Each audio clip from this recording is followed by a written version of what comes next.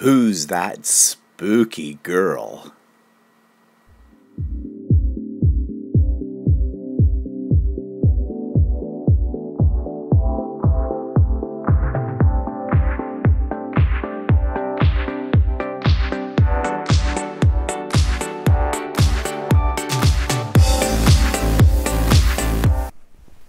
Good morning, everybody. It's Stephen here for Bland Designs, and this is my weekly vlog for Monday, October the 29th, 2018. Almost to the end of October. Halloween's just right a few days away, and bah humbug. So, you notice that I did show you a little bit of my spooky girl glasses and things, or little snapshot of me dressed up, okay? And I'm going to tell you more about that and show you some more about that later on in the vlog. So stay tuned.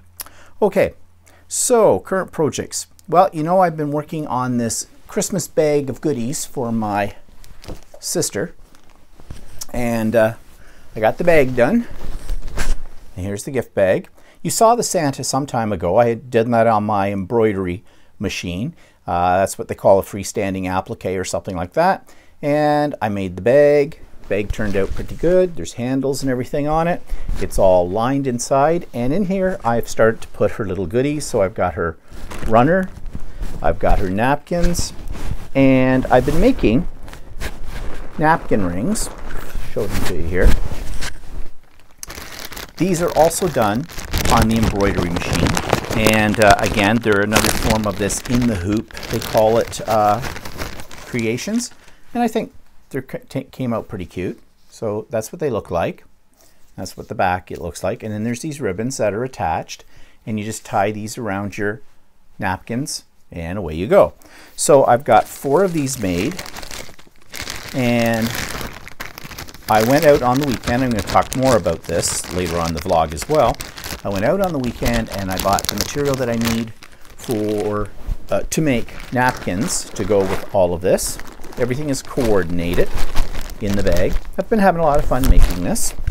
And yeah, so I'll talk a little bit more about the material for the napkins for this, and plus I bought some material to make some Christmas napkins for myself as well. So I'll put this out of sight. And let's see, what else have I been up to in the last week? Nothing. I've been working on that most of the week. It's been I'm just finding so lately there's been so much going on that I don't get as much done in a day as I would like to get done. Now I know other people probably experience the same thing all the time, but I'm retired. Aren't I supposed to have all the time in the world? No, I don't. No, I don't know. The day's just, I'm so busy. Like today, for example. Busy day. It's right now just slightly after 8 o'clock in the morning, and we've got to go off and visit my mother at some point this morning. We need to get flu shots at some point today. We were planning it. It may not happen till tomorrow now. And I'm taking one of my old sewing machines, my very first sewing machine that I bought a couple of years ago at Costco for 189 bucks. I'm not going to use it anymore. Got it down the other day and it works fine, but you know, I've advanced. So I thought, well, what do I do with it? It's just going to sit on a shelf gathering dust. It works fine. It's a basic machine. So I contacted a friend of mine who's a teacher. She teaches fashion, I don't know what you call it, fashion design and fashion arts, and all under that umbrella of what we used to call family and consumer studies, that way back in the day was called home ec, and now it's so much more than any of that, because she's, I think, the head of the tech department as well, and the whole bit. But anyways, she's at what I call the new school. It's been there several years now, as head of her department, and I contacted her and said, you know, would you have a student that's sort of in need? I have this sewing machine. And she jumped right on and said, yeah, sure. She had several students, and she lends out sewing machines for this class, but she only has a couple that loaners, so this would give her another one. And yeah, she said sure, she'd take it. So I'm going to drop it off there later today, and at the same time I'm just going to take a quick look at the new school, and probably run into a few teachers that I know, because a lot of the teachers that I worked with in my old school transferred over to this new school when it was open. So that'll be kind of nice this afternoon. But we have to get over there when she has her free period, which runs from 1 o'clock to 2:15. So I got to time my day kind of around this. So that's why I say we've got to leave here around 11 o'clock or so to get over to the next town where my mother is to visit her for a little bit. And then get to the schools, squeeze in lunch somewhere along the line. And although I don't need to squeeze in a lot of lunch these days, I'm putting on the pounds again, and that's bugging me. Not eating enough vegetables and fruits. You know, we've been kind of eating a lot out, you know, lunches and things, and I try to have a salad at those, but it doesn't always work. And anyways, yeah, gotta look after yourself, you know. So yeah, what was I talking about? The day.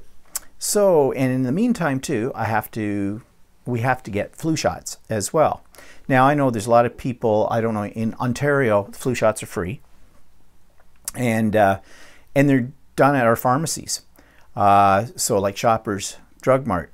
The only problem is you can't make an appointment. So you walk in, you fill out a form, you sit and you wait until the pharmacist, who's the one that gives the shot, has a free moment to give you a shot.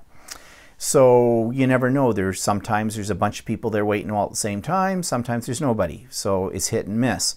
But anyways, I definitely believe in getting the flu shot. I had the flu really bad many years ago. Both Walter and I did. We were sick for about 5 days.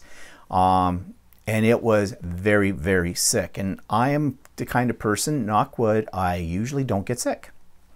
But I was sick that time. And after that, then they started the flu shots. And I said, oh yeah, for sure, I'm definitely getting one of those. And I do every year. And knock wood, I have not had the flu since. I know you could still get the flu, but you may not get it quite as bad. And really, you know, with my mother being in the hospital, things like that, you want to protect yourself. And a lot of people say they don't want to get one because it'll give them the flu or they get sick from it. Well, no, you can't get the flu from the flu shot. Come into the 21st century, look at your basic biology class about immunization and all that kind of stuff. They can have a reaction to the flu shot. I mean, that's a possibility.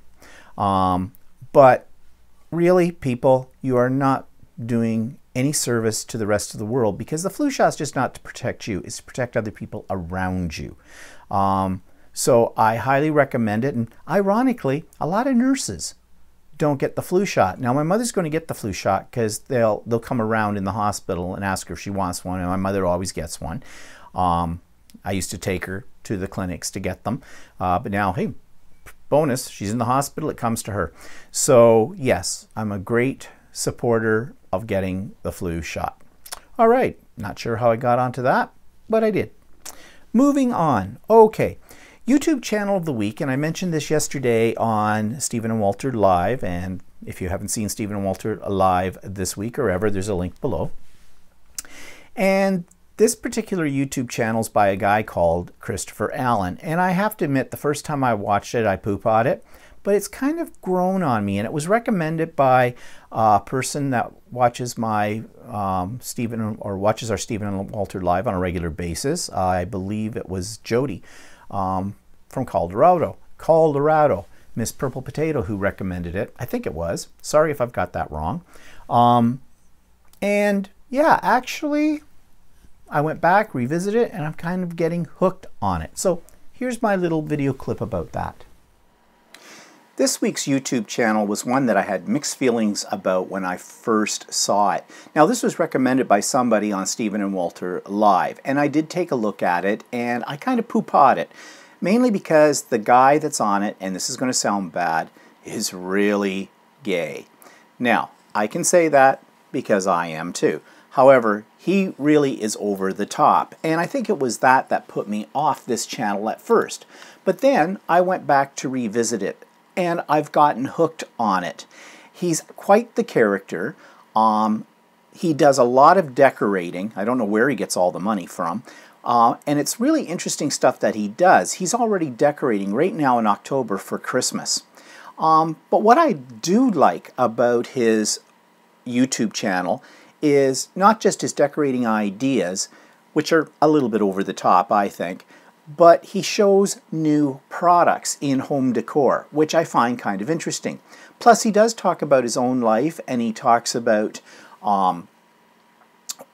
his work, and he takes you around his home and things like that. So I have found that over time, this has kind of grown upon me. So I am a regular subscriber to him, and I check it out every time I get a new notification. So if you're into home decor, if you're looking for ideas for decorating for various seasons around your house, or if you're looking for new DIY products or home decor products, then I would suggest you check out Christopher Allen. And as usual, I have all the links for that YouTube channel, Stephen and Walter Live, the book of the week, and what else do I have down there? Oh yes, I have a new episode of the Idiot Quilter, and I'm going to talk about what that episode's about in a couple of minutes. But let's move on to what's pissing me off this week. Not a lot. One thing happened on Saturday that did piss me off, and this has happened on more than one occasion, and I'm sorry if I'm repeating myself about this because I may have mentioned this before, but you know, I'm old, I have no memory, so please bear with me. And I did mention it yesterday on Stephen and Walter Live.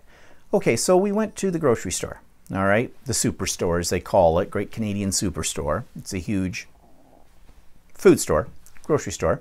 We're in the parking lot. It's a big parking lot because this store is attached to a large strip plaza as well. And so we're looking for a parking spot. It is starting to rain a little bit. Rain, wet, snowish kind of a thing. Yuck. And there's a car right ahead of us. And she stops. Okay. Well, there's a car up a few parking spaces ahead of her that's closer to the front entrance to this store. And it looks like she's waiting for this person to back out. The problem is, the person who's about to back out is not backing out in any time soon. They have bought a whole cart load of pumpkins. They're having one heck of a party. And they're loading them into back of their SUV. And they're taking their sweet time about it. But they had a lot of stuff. But she's sitting there. Now, there was a parking spot right next to where we were sitting behind her, so Walter just pulled into that. Fine, you had to walk an extra 2 feet or something. Not a big deal, really. Need the exercise.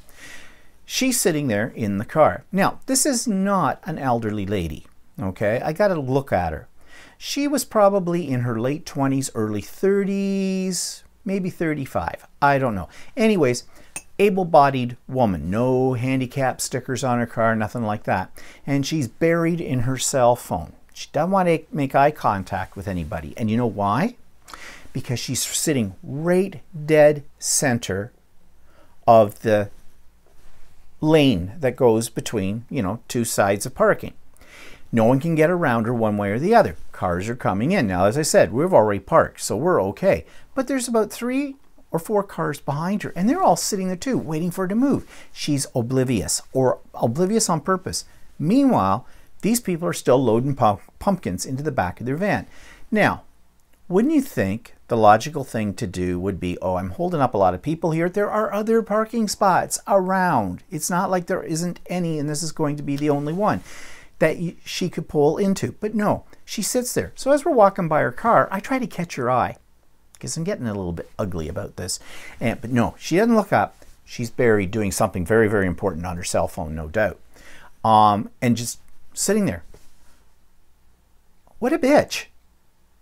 That's all I'm sorry, she's a bitch. She's a bitch. What's the matter? She couldn't go to another parking spot that might be a few feet further away from the front entrance to this food store.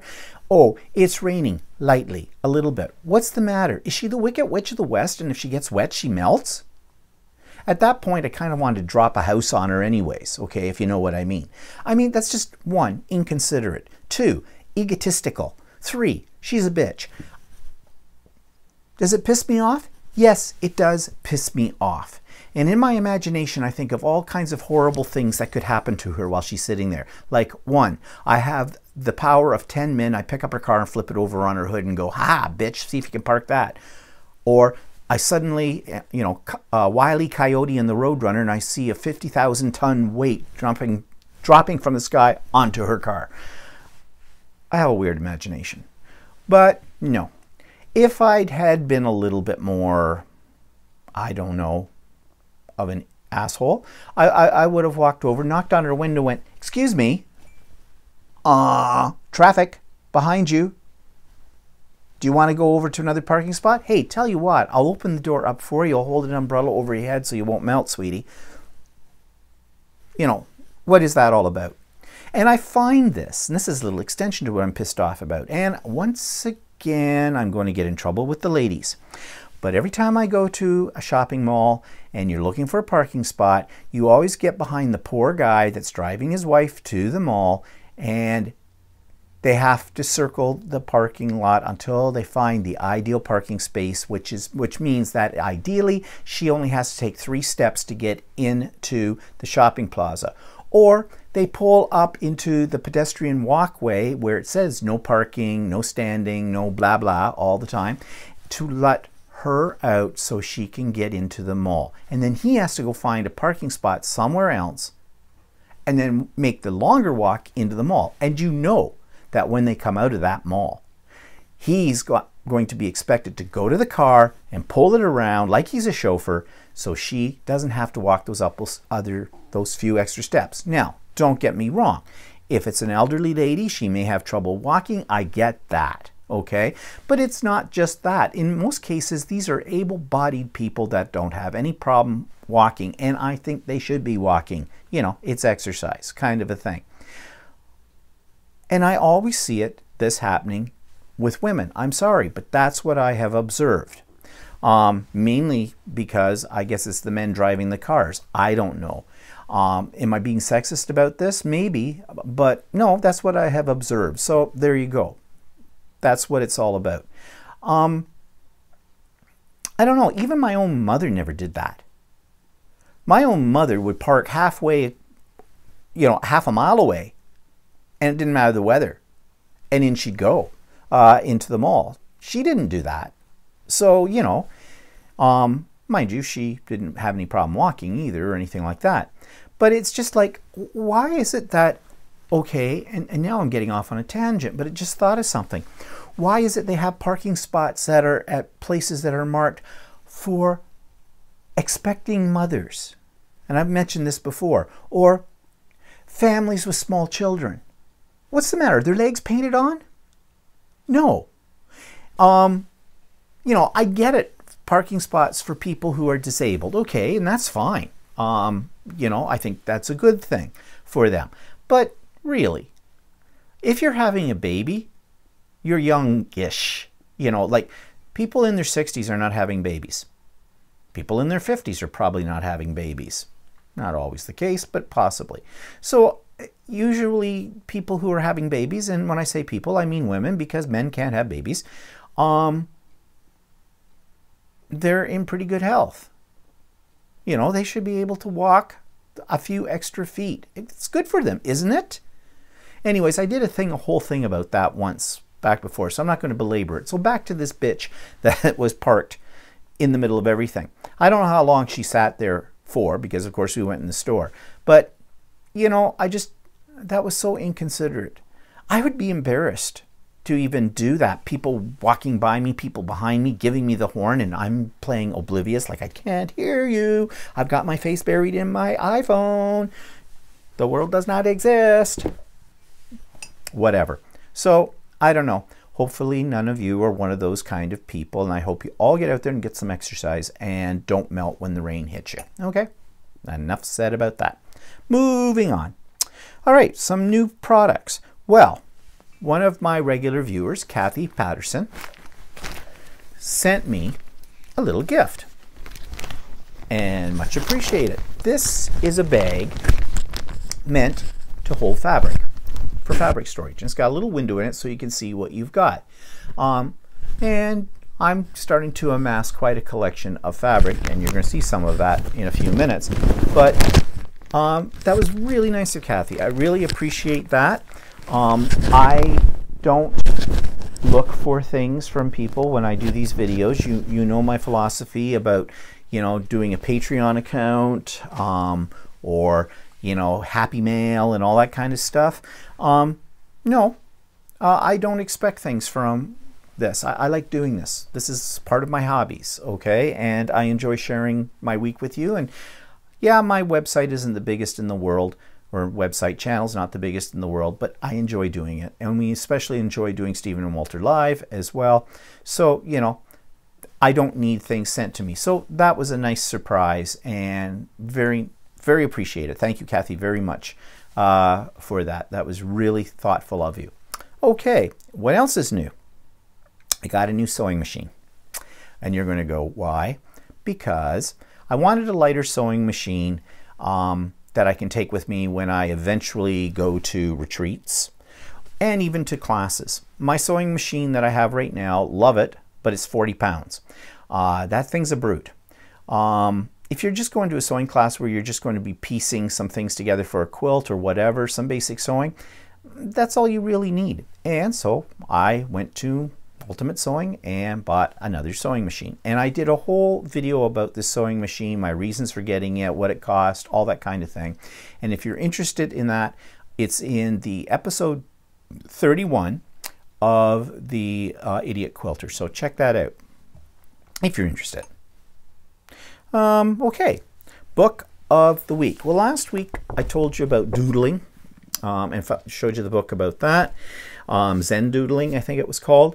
Well, this is The Art of Zen Tangle. Now, I don't know if people are still into Zen tangling or not. This was all the rage about a year or so ago. A couple of years ago, everybody was doing this. And they were using it as an art form for mixed media, for scrapbooking, for card making, all that. And I tried it. It's supposed to be very relaxing. And so, of course, Zen Tangle, they've come out with coloring books with Zen Tangle and things like that, you know, and it's supposed to be a form of relaxation. Again, about a year ago, that was hot. Not so sure if it's so hot now or not. I am not a colorer. I never have been. So it doesn't really appeal to me. But I got this book. Now, this book is kind of a workbook on how to do doodles. It's got places for you to do them. You notice I haven't got anything written in it. I don't like writing in books. Never have. But it's got lots of things. So if you like to color, you can color. You like to practice some Zen doodling, you can. It's sort of an exercise book, and it's sort of a meditation style of a book too, because it's got little things in here about relaxation and, you know, all that kind of stuff. So if you're into meditation, if you're into coloring, if you love to doodle, this might be the book for you. It's nicely bound. It says it has 50 inspiring drawings, designs, and ideas for the meditative artist. So if you want to be a meditative artist, this might be good for you as well. Now, you can get it on Amazon, and the price on Amazon, and I'm speaking Amazon.ca, is $20.44, which is slightly less than I paid for this book. At the time I bought it, it cost me $21.95 Canadian, so save a buck. But I saw it listed used for $3.45. There's only one problem with it, used. Because it's like a workbook, I'm wondering if the ones that are in used, someone's already colored in it. Now, you wouldn't want to be paying for something like that. I suspect if it's being offered as used, it's like this one. It's never been really used, okay? But, you know, if you go for a used copy of it, you might beware of that. Because wouldn't that piss you off if you paid $3.45? There could be shipping on that. And found out that somebody had already colored in your book. Okay, not so good. So again, it's called The Art of Zen Tangle, and it is by, there isn't really an author for this. It's put out by publishing company, and the publishing company is Walter Foster. So there you go. All right, what's that bring us to? Let's throw that behind me and let's have some coffee while I check my notes. Oh, okay. Inspiration tips. Don't have any. Sorry. Hasn't been that inspiring a week. As I said, I was busy doing all kinds of things. So maybe next week. Moving on. What's in my drawers? Well, maybe this will inspire you. I have these special paints. They're called PBO paints, and they've got some really interesting properties. So I thought I'd show you what I have done with them in the past, which basically borderlines on acrylic pouring. But these are an oil-based product, and well, watch this and you'll know what I mean. So what's in my drawers this week? Paint. but just not ordinary paint. This is a paint by a company called PBO. And they make these little bottles of very interesting paints. They're kind of like a cross between an acrylic paint and a glaze, but they have certain properties. So I'll show you a couple of pieces that I made some time ago. Get the glare off it. But this is just by dripping these paints onto this canvas. This one came out a little bit different, a little bit shinier. And they do dry shiny as well. And you can build up layers. So there's a little bit of texture to this as well. But you can see how the colors sort of model together, marbleize. And that's just by leaving them on the surface of whatever you're putting it on to do this. So I'm going to show you what these paints look like. They come in sets, or you can buy them individually as well. The first set I bought was called a set called Prismy. Now the Prismy, and they show on here, create cells, and this is what attracted me to this product. At the time that I bought these, I had been experimenting with acrylic pouring, and you could see some of my past videos of those experiments on this channel as well. However, I came across this product that seemed to do the same thing without having to mix it up. And it gives you very interesting instructions on the back on how to get this kind of effect. And it tells you that these are an oil-based liquid alkaline color with honeycomb effects. They do take quite a while to dry, however. So you want to do this on a small piece, and you must be prepared to leave it for a couple of days actually to dry. They do come in these sets. These are called Discovery sets. These two are the same. They're the vitriol, and the vitriol give you a little different effect. They're a little bit more transparent, and you can combine them with any of the other products as well. And this one's called Moon and gives sort of a pearlescence kind of a look when they're dry as well. This one I've used quite a bit. These ones are still pretty full. This one's definitely very full. I haven't used it much at all. On the side of the box, they'll give you the color range as well. Now, these are not cheap, and I'm just looking here to see if I have a price tag anywhere. No, I don't.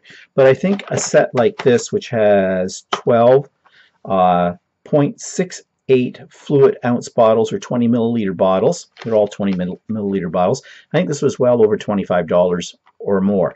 These sets, I think, ranged in around about the $12, $13 mark, and there's half as many. There's only 6 bottles in each of these. So when you get these, I'm just going to grab a piece of paper here, and this is just a piece of cardstock. As I said, you can pretty much put them on almost any surface. And when you first get them, open them up, you need to stir them, and you need to stir them quite a bit. The oil will separate out in them, and you'll see it floating on the surface of your paints. So you do need to mix them well. Now, I've just pulled 3 colors at random here, so I'm not really worried about what this is going to look like in terms of color. I just want to show you the consistencies of these and what to expect when you pull them out of the bottle. Now, these particular ones come from the vitriol. I think I'm saying that right. V-I-T-R-A-I-L, vitriol set. And as I said, each set has slightly different properties, but you can mix scents. So in a way, this is really just experimenting in another way to create abstract art. So I think I've got that mixed up. Now what I do is I just drip it from my little stir stick. And you can let it run down a little bit. Maybe I'll put a little bit more.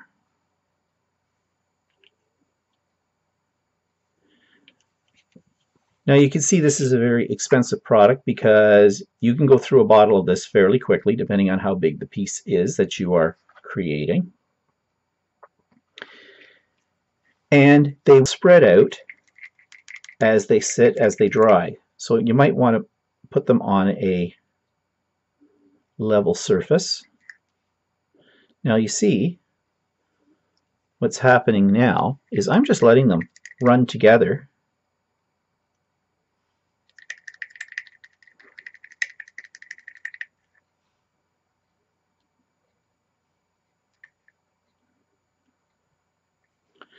But they've got a very shimmery, gem-like quality to them.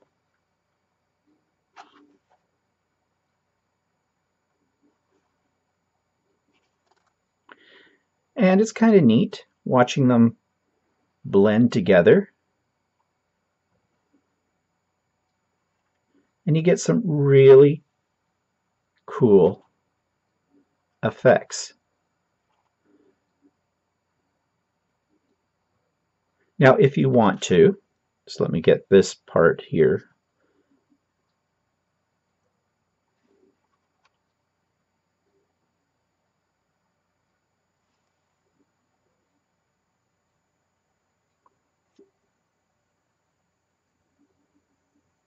So you see, very neat, and it will dry shiny. Now, you could take, as if you were marbling, and you can draw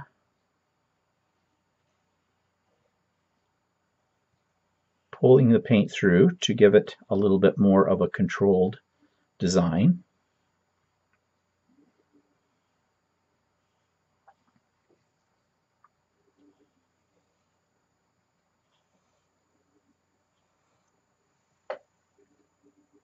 And you see it will fill in.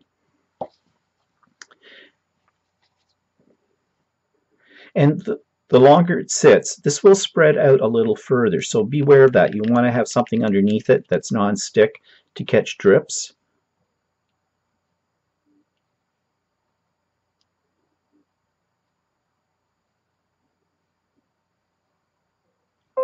And you just play.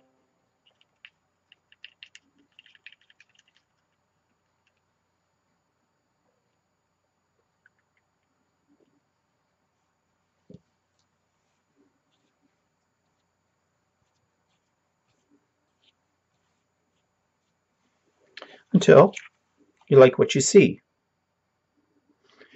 Now it will change, so be prepared for that as it dries, as this flows out and levels.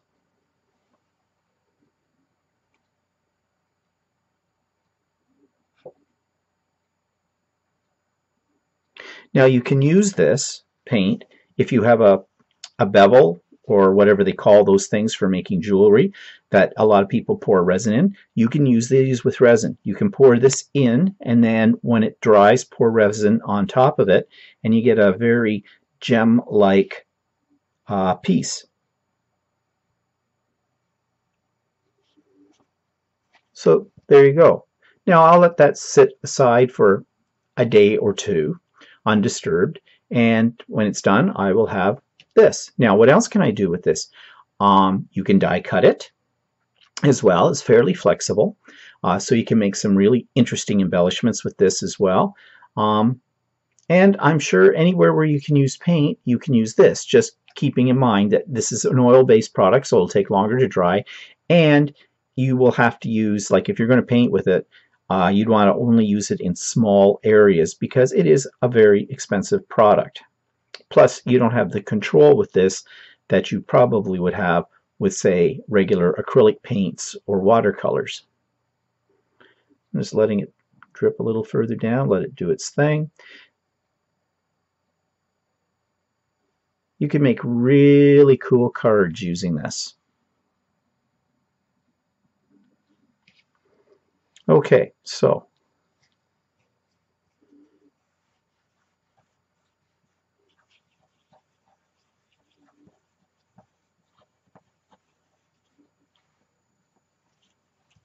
there you go. So that's what's in my drawers this week. Okay, so they are a rather pricey product, but the end result is really cool. So you might want to check them out. All right, events in the past week.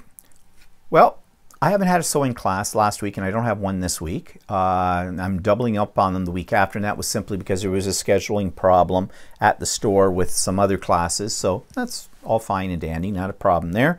Walter had his sewing classes in the past week. His quilt, the wall hanging actually is what it is, the applique, is looking gorgeous. I helped him yesterday square it up and prepare the binding for it. But he's getting a little frustrated with the teacher of this particular course, which is making me a little wary because this person is teaching the same course, a course that I'm taking in a few weeks' time. She's actually an experienced teacher, like a regular teacher, but she doesn't seem to give people all the details as to what they're supposed to do, which I would find very frustrating. And Walter's not sure what questions to ask since this is his first class and he's new to the world of quilting. She just makes some basic assumptions, I guess. However, she shouldn't. Now, her class is listed as being appropriate for all levels, but really it's not. It's not a beginner class.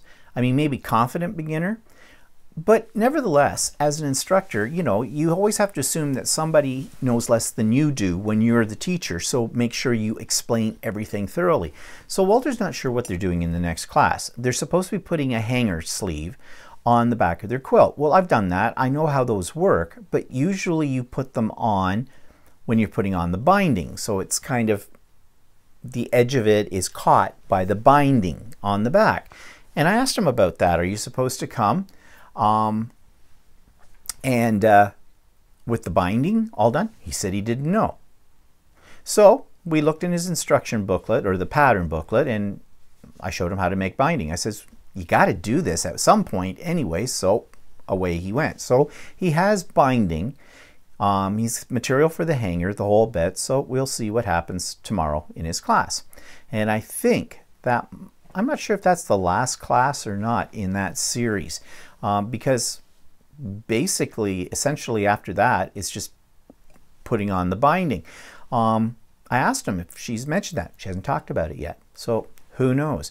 Anyways, what's going to be interesting is I have this same instructor for the modern quilt class that I'm taking, and I've already got the pattern and I've been studying it and I've got the materials, but I can tell you this, I'm the kind of person that I will ask questions, and I will ask questions until I get the answers.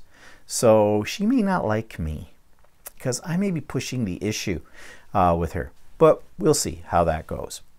Okay, we went up to a place north of us, and I mentioned this yesterday on Stephen and Walter Live. It's a little town called Aurelia. Back in 6 months ago, we'd been up there, well, 6 months ago, in June, and I think I had some video about that in one of my vlogs as well. But anyways, there's a quilt store in that town, and we just wanted to get away for the day since neither one of us had a sewing class on Saturday. We actually had a free day. So off we went. It's about an hour and a half away from us, and went to this quilt store, and I did picked up quite a bit of fabric. Now, I'm just going to back up here for a second because I'm going to show you something.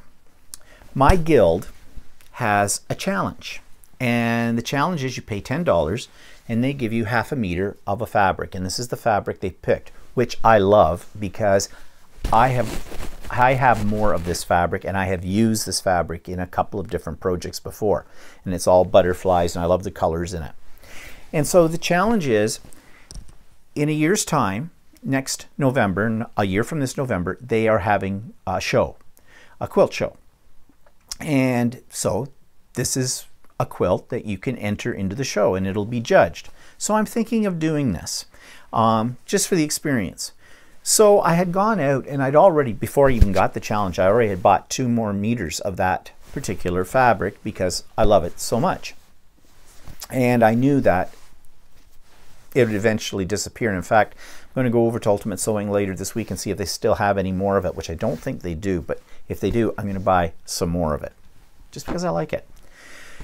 So I had that, and my idea was when we went up to Aurelia, I would, you know, match it up. I found a pattern I thought I wanted to do for this particular design. It was one of Angela Walter's patterns, and I'd seen her quilt with it, and it's she did it all in batiks, and it's beautiful. And I thought this might work really well with that. But on top of that, when we were in the store last week, Walter points out these two fabrics that are just new, and he's an enabler, and I fell in love with these fabrics as well. So I bought 2 meters of each of those. So I've got a ton of them. Now my idea was find some solid colors that pick up these colors and incorporate all 3 of these fabrics into one design. That was my idea, and I'll tell you why I'm changing the idea in a moment. So when we went up to Aurelia, I bought some solids. Actually, they're kind of mottled. They have a subtle pattern to them, but these are what I picked up. Picked up 5 different colors to go with those other patterns. Picked out the colors for those. So I sat down at my electric quilt program, which helps you design on your computer a quilt. And I started working on it. I worked all day on this, and I'm still not thrilled. In fact, I think I'm overthinking the process.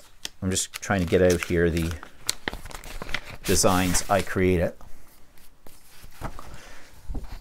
So this is what is the pattern that I was looking for, okay? Not those colors, of course, but each one of these is made up of 4 blocks, and away you go. And it's really kind of nice. I forget, what do they call this? Lavender Fields is what Angela Walters calls this quilt, but I like the design. So I took the basic design and I scanned in my fabrics into this program, Electric Quilt 8, and this is what I came up with. Now, this is one design. Now this is using all those materials. The butterflies, I know it's difficult to see, but the butterflies are in this strip. One of those paisleys is here, another paisley is in the border, and then there's a couple of solids. Now, I kind of like this design. And of course, these aren't absolutely true to the color of the fabrics. I would have to make one of these blocks as a test to see how I like it with the actual fabric, because the computer translates the colors a little differently from what they actually look like in real life. And then I did some variations on that. So here's another one. And then here's another one with different background. I did about 20 different designs that I played around with. I didn't print them all out, but I'm not particularly sold on any of them. And I think what my problem is this. I am trying to force, let me grab these again. Oops. I'm trying, because I love these materials so much, I'm trying to force these 3 as my principles together in one quilt. And it's too much. It's just too much. Too busy. They don't exactly go together as well as I thought. So since I have to use the butterfly material, I think I'm going to concentrate my efforts more on the butterfly material, make that stand out, and I can still use the solids around it. And I think simple here might be better. So I need to play around with that a little bit more, and then, as I said, make a sample block. Now these other materials, they're not going to waste. I can tell you that. I love them. I'll put them into something else. Thus begins hoarding fabric. Yes, I didn't have much of a stash before. I have a bigger stash now, so I know that bag that Kathy got me is going to come in real handy. So anyways, we went to another quilt store as well on our way from Aurelia. In fact, was it worth the drive to Aurelia to that quilt store? Well, actually, yes, but I found one I liked a little better, and it's a little closer to home.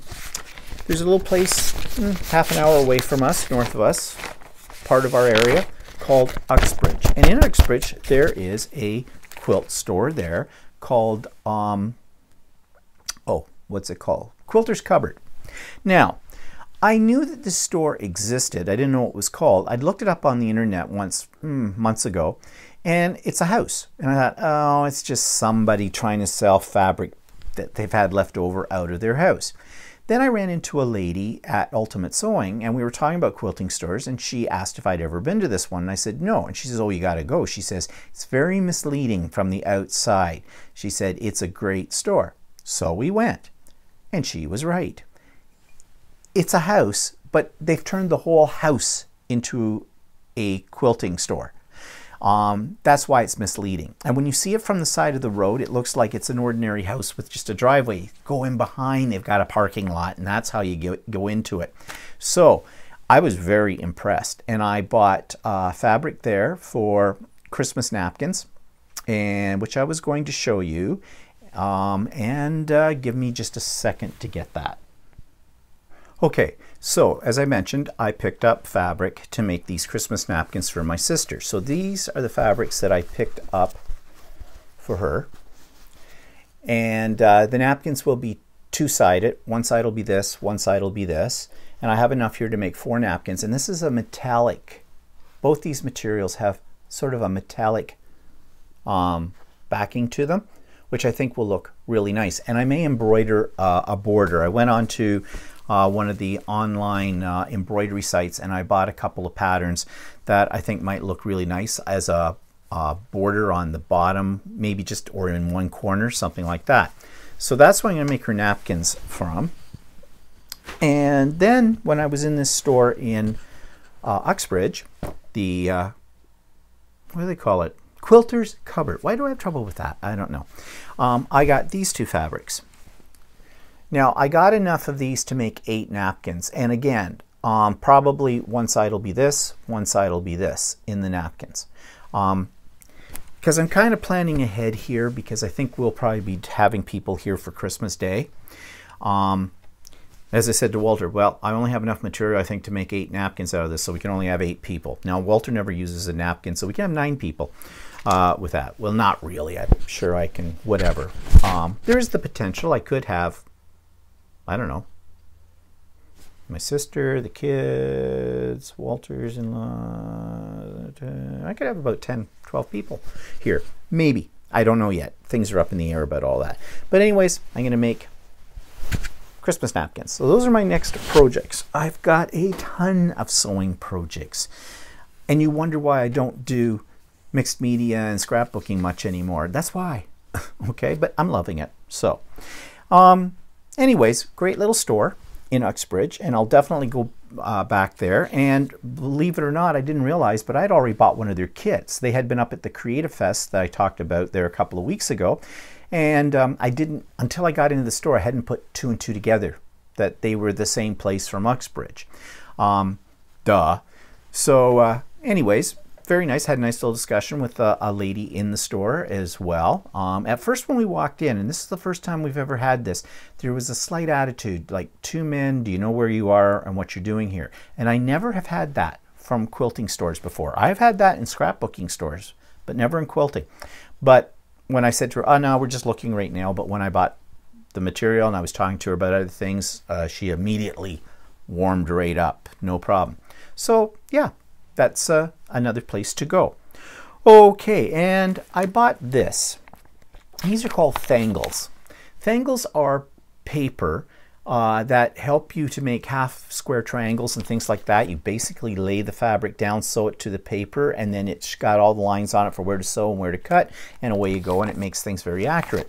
And I really like those, and I've used them several times, but this says Tangles Mini Trio, and I think, yeah, you make 3 mini quilt patterns, it says in here, using these strips of paper. Now 2 of them are 11 inches square and 1 of them is 10 by 12. So basically they're placemats, or, you know, mats you put on under something. But I thought it was kind of, I like the design. And of course it doesn't come with any material, fabric, but do I worry about that? No. So it was a nice day out quilt shopping, and it was nice to get away, because we haven't. And as you know, we've been dying to go on a trip somewhere, anywhere, but we're kind of tied up between the sewing classes we're taking and, you know, my mother.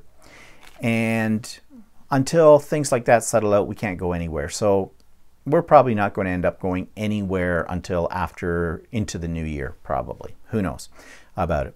We'll see how things go. But kind of got that travel bug again, and you know how we love to travel. So, and speaking of my mother, she's doing fine. Gave an update yesterday on Stephen and Walter Live. Yeah, we'll be over to see her today, and she's actually settled into the hospital life pretty good in there. And you know, I'd be bonkers by now, but my mother seems to be able to cope with it.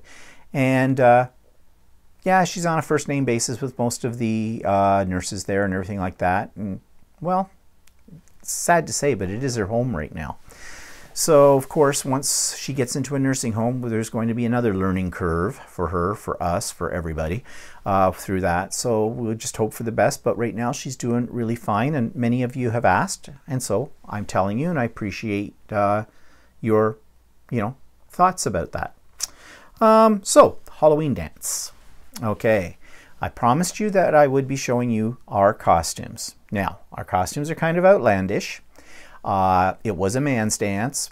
It's gay dance, okay? It was a lot of fun.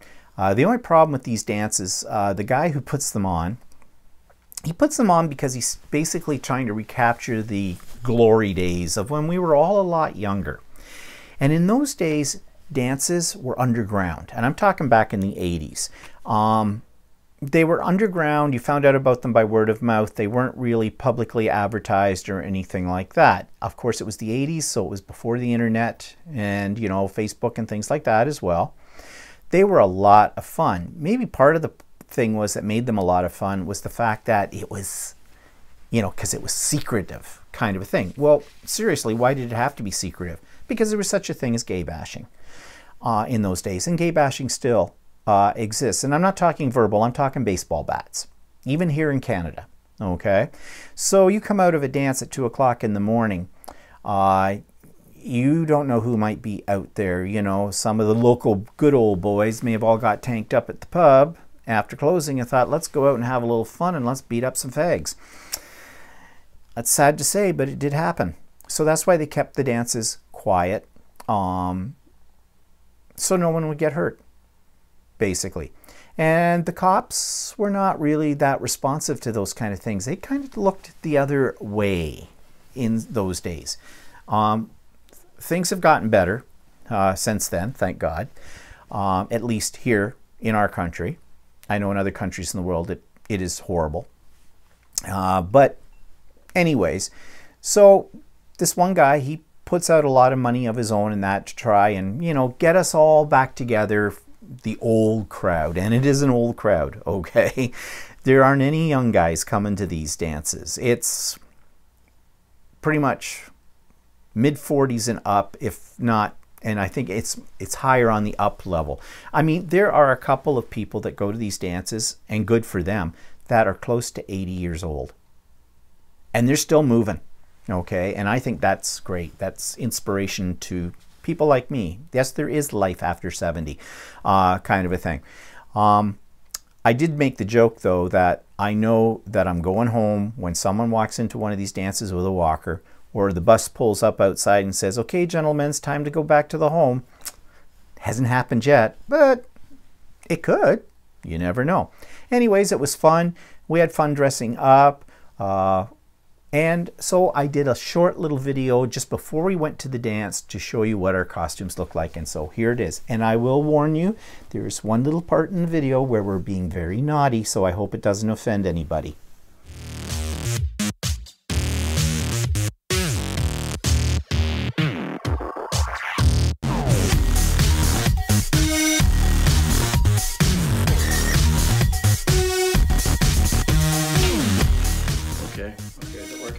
Yeah. Right, come back here. Hello, everybody. This is our Halloween costume. We told you that we do a little teeny video. We're just about to go off to the dance. How do you love our shoes? How do you love our boobs? And we have something a little extra special. Are you ready to show them our extra special? We probably should have shaved. We probably should have shaved.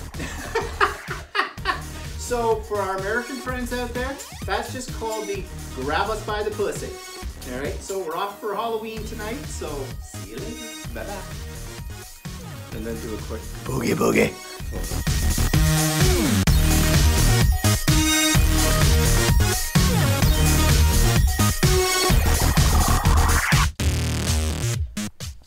And so I hope you got a giggle out of that. We sure did. So what's coming up? Halloween. All right. Not big into Halloween. Don't do a lot of decorating. On the day of, I will put some stuff on my doors. I have an electronic pumpkin. I don't buy a real pumpkin and carve it. I'm not good with knives. Okay. Just saying, it would look very spooky because there would be a lot of my blood on that pumpkin. So we have this big electronic one that is motion activated and makes spooky noises and things like that. But we're also very high tech about Halloween. A front of our house, we live in a raised bungalow. So the front of our house has two windows that are kind of cut, like there's a chimney in between because we have a fireplace in our main living room. And there's these two windows on either side.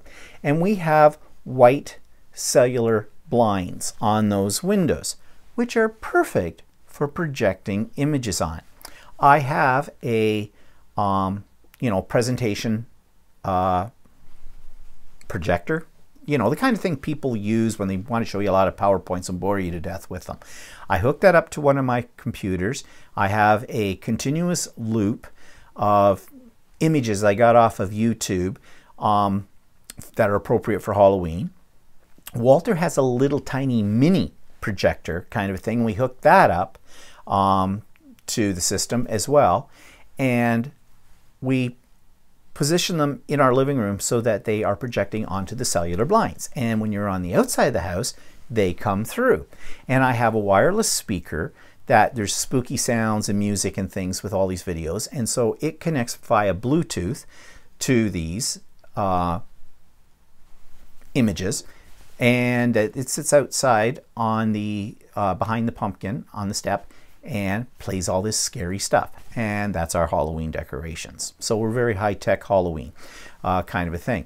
Now, there are people on our street who go real hog wild. They start decorating at the end of September for Halloween. There's one house just a few doors up from us is spectacular what they do. And they do this at Christmas, they do this at Easter, and the whole bit as well. They really get into it.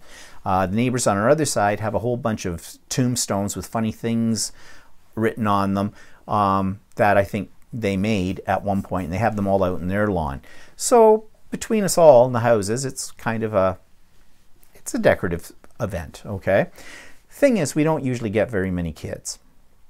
Our neighborhood is getting older now. The kids have all grown up, moved out. We don't have a lot of young families in here. And the section of the subdivision that I live in is probably on the back 40 of it, so we don't get that many kids. Are we sad about that? No. It just means more candy for me afterwards. The one thing, though, that I kind of do hate is sitting around waiting for kids to come to the bloody door. Because you can't sit down and watch TV because where our television's situated, where our door is in location, as soon as you sat down and start watching something, somebody will be at the door. So we usually sit there and drink wine or whatever when the kids come to the door. Of course, you know, the ones that come a little bit later, yeah, kid, I've had a few drinks. Here, have a bag of candy. Here, take it all. No, not quite that. Not even close. But anyways, and the one thing that gets me too on Halloween are the ones that come around with the little kids in their arms who like can't walk yet. They're like 18 months old or whatever. Yeah, who's eating their candy? Just an excuse to get out that night. I guess. Whatever. Halloween, bah, humbug. Let's see, what else is coming up? Okay, next Friday night, or this Friday night coming up, is RMG Fridays. You know what that is. We volunteer for it at the Art Gallery all the time. And I don't know if we're going to be there or not. I've kind of sent a letter to, or sent an email to the guy who operates this and said to him, we'd had a discussion a couple of weeks before this, and said, okay, if there's something you would like us to do on RMG Friday, specifically, let us know and we'll be there. We're not going to be gallery attendants anymore, though, because that's just plain boring and kind of useless, actually. They have security. They don't need us.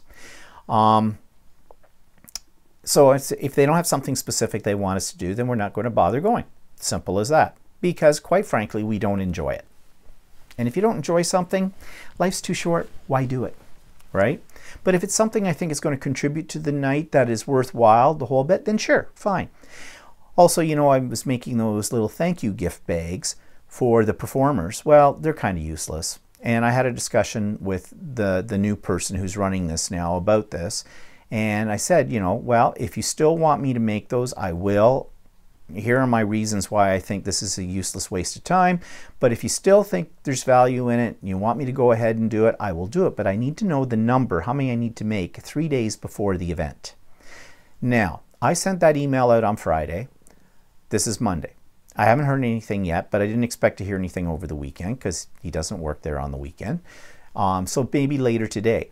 But 3 days before is I need to know like about Wednesday whether or not he needs these. And if I don't hear anything to that, I'm going to just turn around and say, I'm sorry, I can't do it because I don't have time. Simple as that. You know, what's the expression? A lack of organization on your part does not constitute an emergency on mine. And I've mentioned before the level of organization at this particular art gallery, which floors me that they're ever able to even get new artworks in there and installed for the public to see. However, we'll see what happens with that. Okay, and next Sunday, and this is important for those of you that watch Stephen and Walter live, we are going to be on 1 hour later again. I know it seems lately we've been adjusting the times, but it's just life happens. I'm teaching an art journaling class next Sunday because it's the first Sunday of the month. And so I won't get home until about 4 o'clock from that. So Stephen and Walter Live will be on at 5 p.m. Eastern Standard Time. So, and I think that's it for this week. Thanks for tuning in. I'm feeling like I was a little disjointed here in today's vlog, but that may be because I got a lot of stuff on my mind that I want to get through today.